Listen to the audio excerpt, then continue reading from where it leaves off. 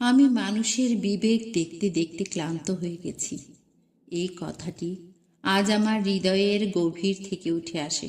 আমি অনেক দিন চুপ থেকে দেখেছি মানুষ কেমন করে নিজের বিবেককে প্রতিদিন একটু একটু করে বিকিয়ে দেয়।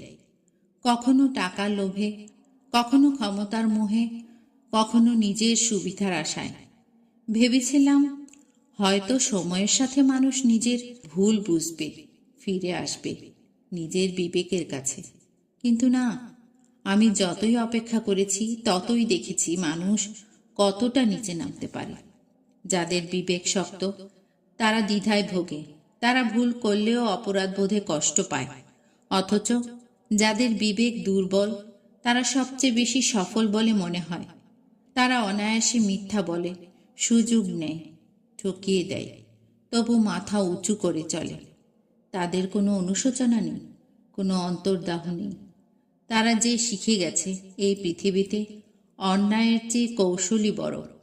আমি তাই এখন কেবল অবাক হয়ে দেখি বিবেকহীনতার এই যুগে বিবেকবান মানুষরাই যেন পরাজিত হয়ে যাচ্ছে।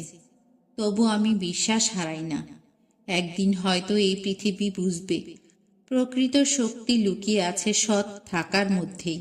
যার বিবেক নিঃশব্দ তার পৃথিবী যত বড় হোক ভেতরে সে চিরকাল শূন্য।